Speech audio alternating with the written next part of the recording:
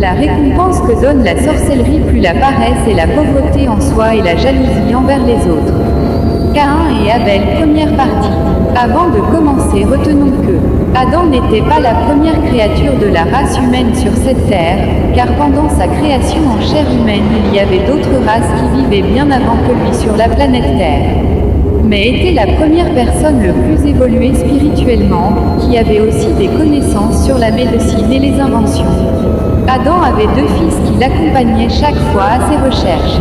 Abel s'intéressait plus sur la construction des autels, des pratiques et de la procédure du rituel, y compris les paroles que Adam méditait pour entrer en communication avec Elohim avant de commencer ses recherches et les inventions.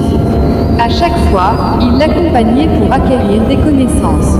Mais Caïn se vite saisit seulement des paroles, qui peut l'aider d'entrer en contact avec Elohim et négligeait la construction, la pratique et les procédures, ainsi que des recherches, et ne voulait plus accompagner son père pour acquérir des connaissances. Passait tout son temps à la maison pour attendre les revenus du travail fourni par son père et son frère, pour en profiter à la première place, et se croyait supérieur parce que, avec ses prières, il était capable même de communier et déranger Elohim avec des conversations inutiles une fois qu'il restait seul à la maison. Adam étant vieilli, Elohim leur donnant de soumettre ses 2 fils en épreuve pour qu'ils puissent choisir celui qui a des mérites, pour la succession, afin de lui accorder des faveurs et de la bénédiction.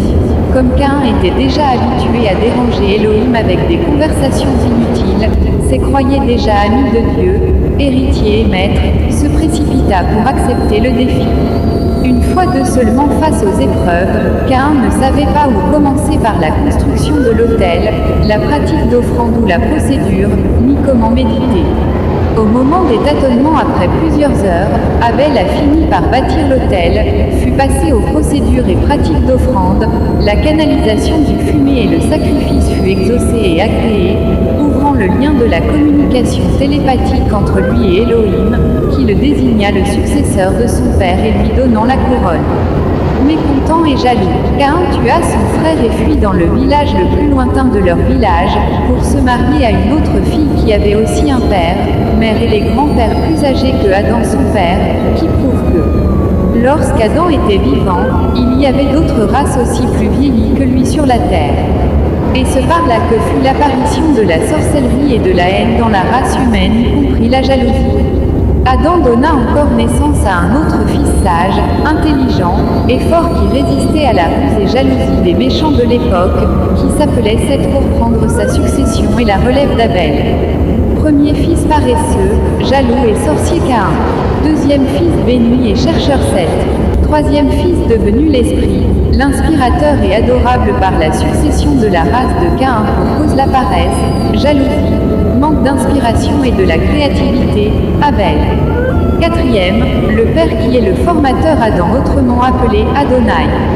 Et cinquième est le peuple qui occupait la planète Terre avant la création d'Adam, où était réfugié Caïn. Voilà comment était divisée la répartition des génies et les ancêtres qui constituaient l'origine des races, les continents y compris les peuples et les coutumes, sans citer Elohim le Créateur. Alors c'est facile de se choisir la généalogie ancestrale ou de vous identifier par votre comportement et manière de vivre. Car cette théorie veut juste nous apprendre que dans chaque réussite il y a toujours des procédures que nous devons suivre. Pour en savoir plus sur nos différentes publications, tapez Ordre mystique de l'Aigle sur Google. Merci et bonne compréhension.